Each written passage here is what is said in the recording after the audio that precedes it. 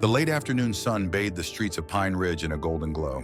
This was Naomi Carter's new neighborhood, a suburban enclave of sprawling homes and pristine lawns where life seemed perfectly serene. It had been only 2 weeks since she moved here, but she was beginning to enjoy her evening jogs through its quiet streets. As an FBI agent with over a decade of experience, Naomi found running to be her best way to decompress after long, tense days. Dressed in a simple running outfit, Naomi turned down a quieter street lined with oak trees, their branches creating a canopy overhead. She took in the laughter of children playing in nearby yards and the rhythmic crunch of her sneakers on the pavement. This peaceful moment was one of the reasons she had chosen this place. But the peace didn't last. A sharp burst of a siren made her freeze mid-stride. She turned to see a patrol car pulling to the curb behind her. Its lights flashed, though no alarm blared. Naomi frowned, her instincts as an agent awakening. The driver's door opened, and a tall, broad-shouldered man in his mid-40s stepped out. His uniform was pressed, his badge gleaming under the sunlight. His name tag read Officer Craig Malone. Malone approached her with slow, deliberate steps, his gaze scanning her like she was a suspect in a crime scene. "Evening," he said, his tone curt. "What are you doing out here?" Naomi blinked, caught off guard by his question. "Jogging," she replied simply, gesturing to her outfit. "Jogging, huh?" His eyes narrowed. "You live around here?" "Yes, just moved in," she answered, pointing down the street. "Cedar Lane." "Cedar Lane." Malone's voice dripped with skepticism. "Which house?" Naomi hesitated, not out of uncertainty but disbelief at his tone. "Do I need to carry my lease agreement while jogging?" Malone smirked, crossing his arms. "Not usually, but this neighborhood isn't the kind of place people just wander into. We take security seriously." Her pulse quickened, though she kept her face calm. She had encountered prejudice before, but it still stung. "I'm not wandering," she said, her voice even. "I'm a resident, just like anyone else here." Malone took a step closer, his expression hardening. "Lady, I've been patrolling this area for years. I know who belongs here and who doesn't. You don't look familiar." Naomi felt her patience fray. "Officer, I don't owe you an explanation for being in my own neighborhood," she said. He laughed, a cold, hollow sound. "You think this is a free-for-all? If you want to live here, you'd better prove you belong. Otherwise..." He let the implication hang. Naomi's jaw tightened. His words weren't just unprofessional, they were threatening and illegal. She subtly tapped the compact recording device pinned under her jacket. It wasn't meant for jogging, but she rarely went anywhere without it. Now it was recording everything. "Officer Malone," she said, her voice firm, "your job is to protect all residents, not harass them. What you're doing is out of line." His face darkened. "Watch your tone," he snapped. "You don't want trouble." "And you don't want a lawsuit," she retorted, stepping forward. "I've done nothing wrong, and I know my rights." For a moment, Malone stared her down. Then, with a muttered curse, he turned on his heel and returned to his patrol car. Naomi stood there, heart pounding, watching him drive off. This wasn't over. She could feel it. And after years of dealing with injustice, Naomi knew one thing for certain. She wouldn't let this slide. The following day, Naomi couldn't shake the uneasy feeling left by her encounter with Officer Malone. Her instincts told her it wasn't an isolated event. Something about his demeanor, his arrogance, his implied threats, suggested a deeper rot. True to her training, Naomi had reviewed the footage from her hidden camera. Every word, every sneer, and every veiled threat was clear. Malone's disdain wasn't just personal, it was systemic. She decided to take her usual jog that evening, hoping to confirm her suspicions. As the sun dipped behind the treetops, Naomi laced up her running shoes and set out. The air was cooler now, the streets quieter. She kept to the same route, passing manicured lawns and grand front porches. Her senses were sharp, scanning for any sign of Malone. It didn't take long. A familiar patrol car pulled onto the street, its tires crunching against the pavement. Naomi slowed her pace, her heartbeat steady as she watched the vehicle park ahead of her. Malone stepped out, his expression already hard. "Well, well," he said, his voice dripping with sarcasm. "Back again, huh? Didn't I tell you to watch yourself?" Naomi stopped a few feet away, meeting his gaze without flinching. "I wasn't aware jogging required your permission. she replied coolly. Malone's jaw tightened. You think you're clever, don't you? He took a step closer, his frame imposing. I told you yesterday, if you want to live here, you'd better play by the rules. My rules. And what rules are those? Naomi asked, her tone sharp. Malone smirked, crossing his arms. The kind that keep this neighborhood safe from problems. People like you don't usually move into places like this without complications. Naomi's fist clenched at his thinly veiled bigotry. What exactly are you accusing me of, Officer Malone? I'm not accusing you of anything, he said, his smirk widening. Just offering a little advice. If you want things to stay peaceful, it's best to cooperate, maybe even contribute. Her stomach turned as she realized his implication. Are you suggesting I pay you for protection? He shrugged, his smirk never fading. Call it what you want. Everyone here knows the score. Naomi's blood boiled, but her years of training held her back. What you're doing isn't just unethical, it's criminal, she said, her voice steady. Malone's expression hardened, and he stepped closer, invading her space. You don't seem to get how things work around here. I've been keeping this neighborhood in order for years, and I don't need some outsider telling me how to do my job. Naomi tilted her head, her gaze unwavering. And I don't need to remind you that I know the law. Extortion and harassment aren't part of your job description. For a moment, the two stared each other down, the tension thick between them. Then, without warning, Malone's hand went to the holster on his belt. Don't push me, he snarled, his voice low but charged with menace. Naomi's heart skipped a beat, but she didn't let it show. Instead, she raised her hand slowly, her voice calm but firm. You're making a mistake, Officer Malone. Put the gun down. You think you're untouchable? He growled, the weapon still holstered, but his hand hovering near it. You have no idea who you're dealing with. Naomi took a slow step back, her eyes never leaving his. Neither do you. With deliberate movement, she reached into her pocket and pulled out a small black wallet. She flipped it open, revealing her FBI badge. I'm Special Agent Naomi Carter, she said, her voice cutting through the tension like a blade. And you're being recorded. Malone froze, his face draining of color. His hand dropped away from the gun, his entire body stiffening as the weight of her words sank in. Naomi held his gaze, her badge glinting in the fading sunlight. You just tried to intimidate a federal agent. I suggest you think very carefully about your next move. For the first time, Malone looked unsure. His bravado crumbled, replaced by a flicker of panic. I didn't know. You didn't care, Naomi interrupted, her voice hard. But now you'll face the consequences. Naomi watched as the man in front of her transformed. The arrogance in Officer Malone's face melted into a pale mask of dread. He took a small step back, his posture stiff, as if trying to regain control of the situation. You don't understand, Malone stammered, his voice a poor imitation of the commanding tone he had used earlier. This is all just a misunderstanding. No, Naomi said sharply, her badge still visible in her hand. There's nothing to misunderstand. You harassed me, attempted to extort me, and just threatened me with a weapon. It's all recorded. Malone's gaze darted to the hidden camera Naomi had pointed out, his jaw clenching. Beads of sweat began to form on his forehead. Look, he muttered, lowering his voice as though that would erase what he'd done. I'm sure we can work this out. Naomi raised an eyebrow, her calm demeanor unshaken. You're trying to negotiate with me now? After everything you just did? His mouth opened, but no words came out. Naomi took a step forward, closing the distance between them. Here's what's going to happen, she said firmly. You're going to stay right here while I call your superior, and then you're going to explain yourself. Malone's hand twitched at his side, and for a moment, Naomi thought he might bolt. Instead, he sank back against his patrol car, his head hanging low. Naomi pulled out her phone, dialing the number of the local precinct.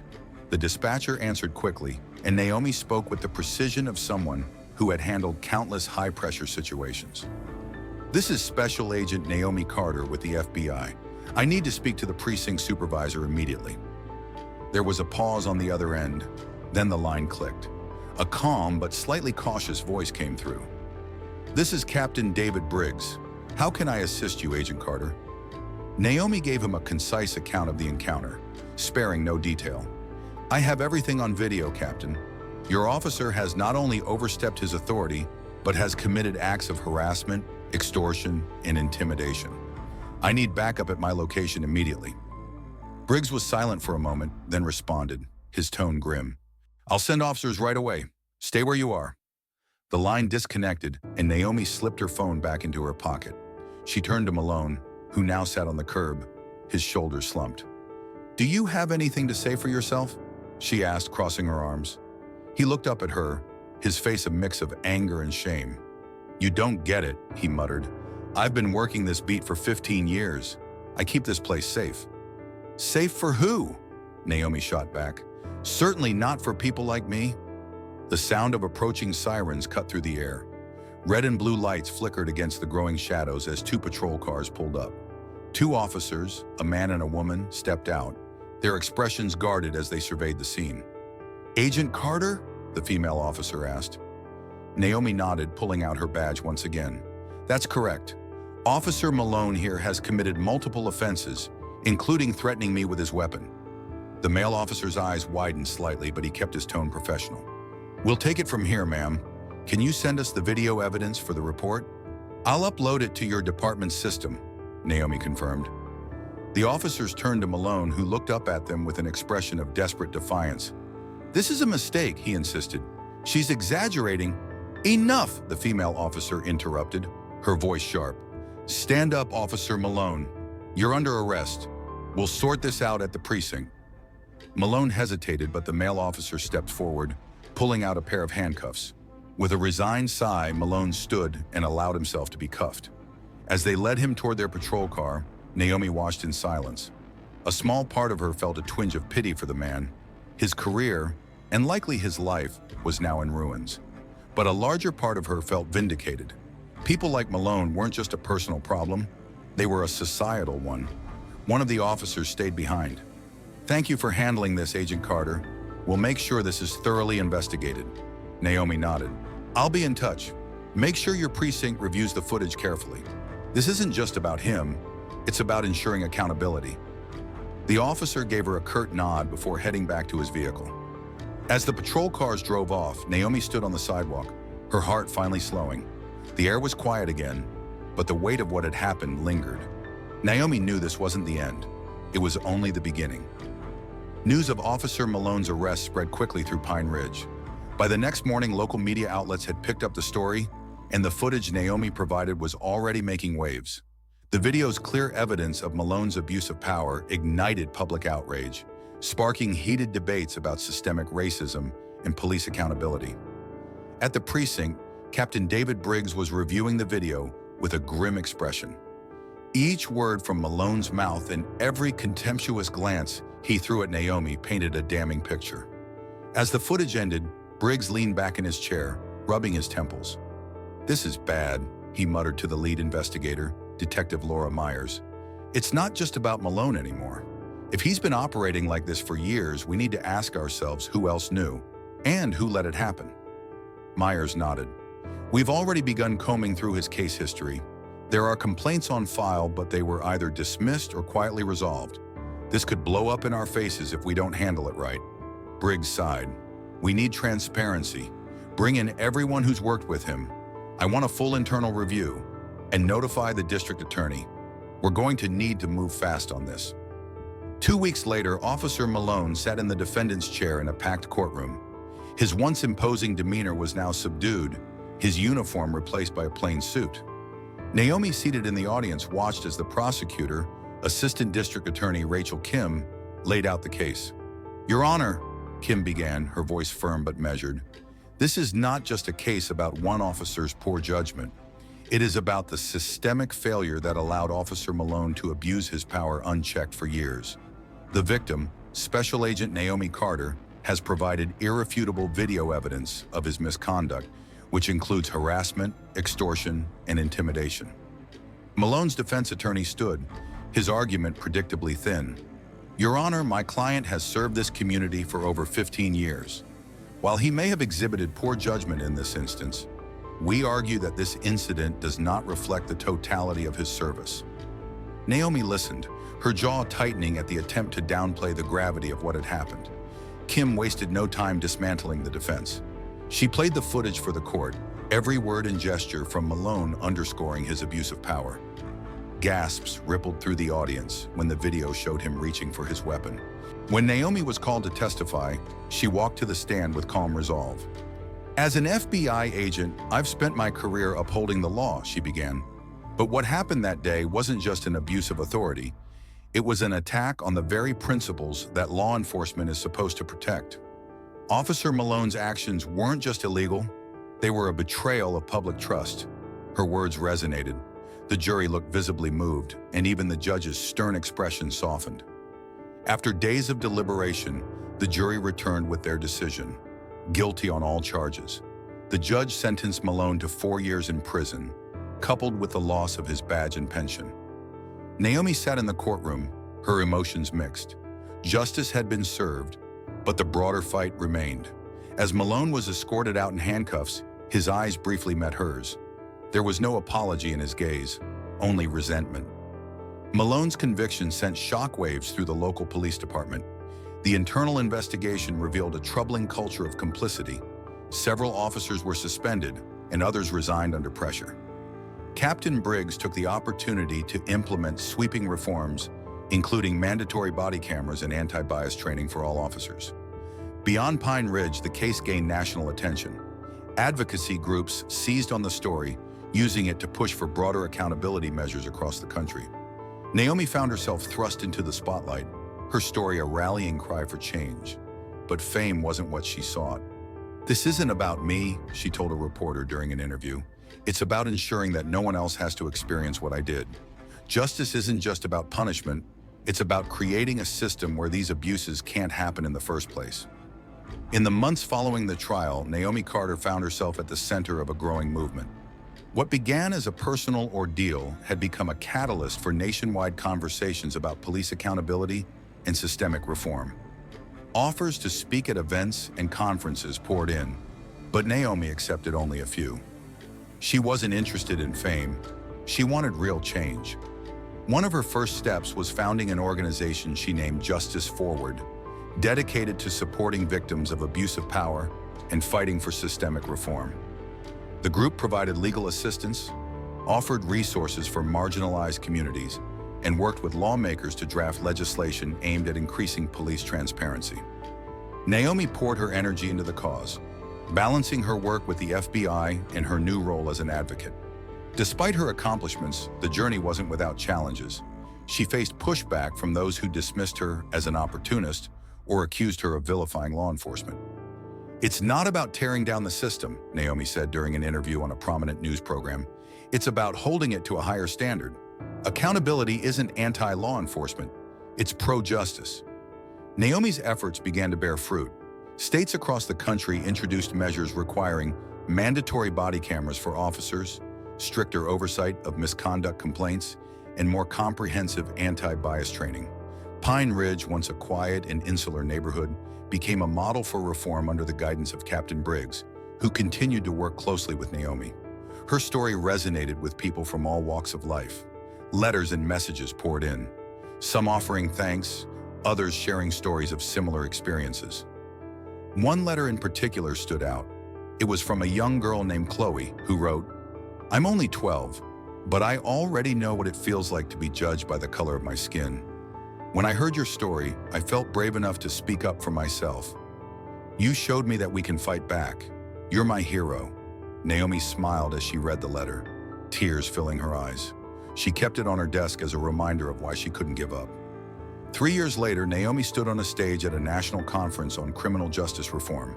The room was packed with lawmakers, activists, and community leaders. Behind her, a large screen displayed a single quote: "Justice isn't passive, it's active.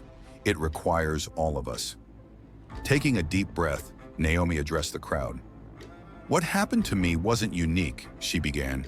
"It was a symptom of a larger problem, a problem we've ignored for too long. But change is possible. It starts with accountability, it starts with listening, and most importantly, it starts with courage."